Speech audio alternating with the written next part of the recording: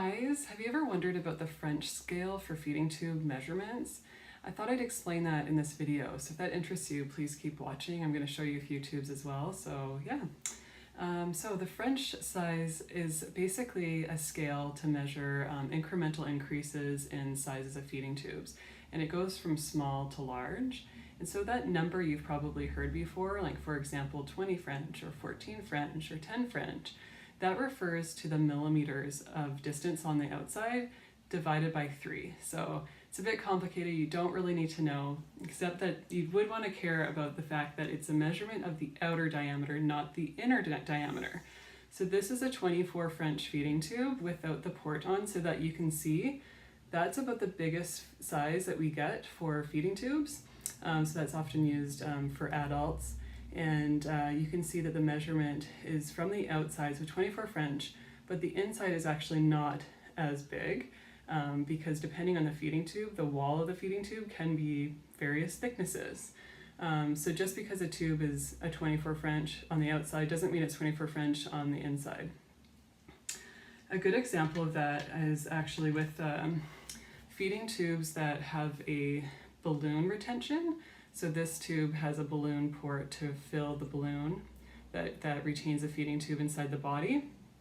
And because of that balloon, there's another track inside the tubing to fill the balloon. And that's where the water goes when we fill the balloon to keep it inside a person's body. So on the inside of those types of tubes, I'll show you this example here. This is a 20 French tube. And you should be able to see that there's a portion of it that's filled.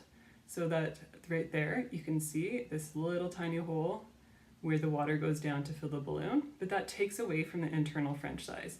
So it's just something I wanted to point out, because if you have a 20 French tube like this one, it's not actually the full size, but the wall is pretty thin on this, so it's not a big deal, but just to keep in mind that for some tubes it can be significant. So this 14 French tube, for example, it's like almost a half of it that is taken up by that water hole for the balloon. So keep that in mind, that for balloon retention tubes, you do want to take off a few French if you're thinking of the internal diameter of those tubes. Now just for fun, I thought I'd show you this really tiny 3.5 French feeding tube that would be used in newborn babies. So I just thought that would be kind of cute to show you guys. So 3.5 French, that's the smallest I've seen. I don't think they make them any smaller. And then finally, another thing I thought I'd mention is there's some tubes that have 2 lumens. Like there's 2 tubes inside this tube because it's a GJ tube. So we've got the jejunal port and the gastric port and a balloon port. So it all goes down through the same tubing. So basically, even though this one is a 16 French, probably each tube for the jejunum and for the gastric portion is probably only, I would think it might be 6 or 7 French. So it's very, very small inside. So you want to be aware of that, especially if you're considering using blenderized tube feeding with a tube of this style. You're dealing with a very small internal tube size. So you have to be extremely careful and want to strain your blends probably and make sure you have absolutely no lumps whatsoever.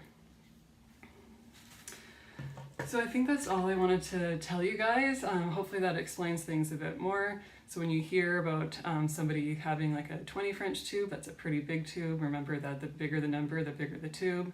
I think they only go up to size 24. That's certainly the only size that the biggest size that I've seen. And they can go down in size to as small as 3.5 French, like the one I showed you. For blenderized tube feeding, we generally recommend a 14 French tube as the minimum size to make sure it's safe and that there's a reduced risk of blockages with blended food for tube feeding. Yeah, so I hope that interests you. If you have any questions, leave me a comment and I'll get back to you. Okay, bye.